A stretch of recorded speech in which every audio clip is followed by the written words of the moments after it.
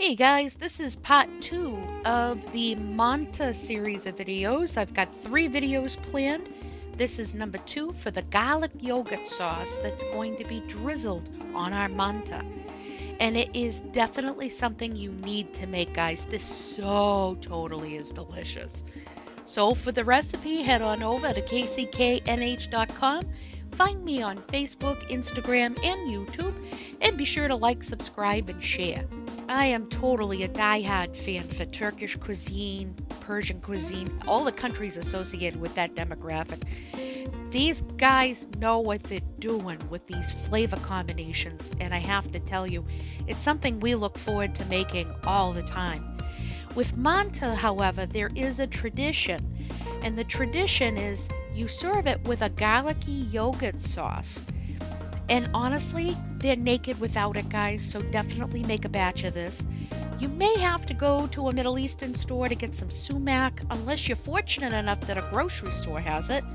But all in all, this is the easiest thing you can do, and it's going to make this dish sing.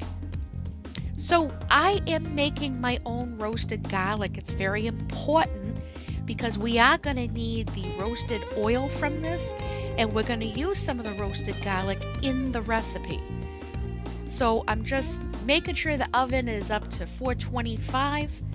I filled this sucker up with as many cloves of garlic as I could, just a little bit of salt and black pepper, and of course the olive oil already went in. Cover it up and roast this off for 30 to 45 minutes or until you got that nice dreamy golden caramelly color. And your house smells like heaven when it comes out of the oven. While that cools, we can get started with that garlic yogurt sauce in a mixing bowl right off to the side here. And we're going to put in some Greek yogurt. I don't have access to the traditional Turkish yogurt around here. I looked. I went to many places. So the Greek yogurt's going to have to do for this. We're going to use a little bit of salt, a little bit of black pepper, and a little bit of sumac. We don't need a lot, guys. That's the nice part about this yogurt sauce. But we sure as hell are going to duke it out with a whole bunch of garlic, and you're going to love it. Oh, I could eat this stuff with a spoon. I'm already thinking of ways I can use the leftover of the sauce. Thinking about making more pide and use that as a base. So I've got my cool roasted garlic here, and we're going to take some of that oil and we're going to add it to this bowl here, and it's just going to further intensify the flavor. And it actually helps with mixing this because we want to make this on the thinner side. So we're doing about 3 heaping tablespoons of that. And I'm going to take my roasted garlic, and just as you see here, we're smearing the hell out of it.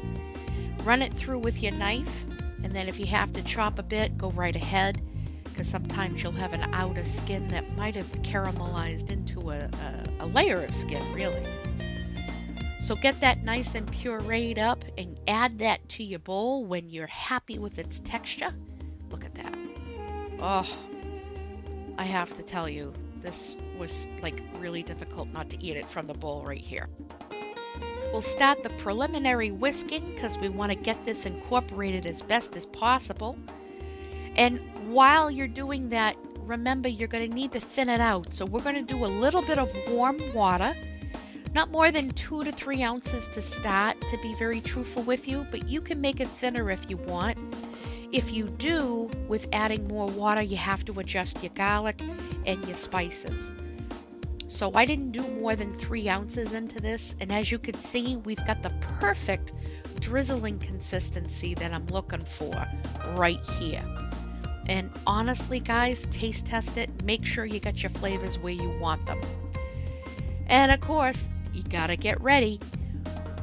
Once the Manta has been cooked and the sauce has been prepared and plated up, then you start drizzling that beautiful dreamy garlic yogurt sauce on top.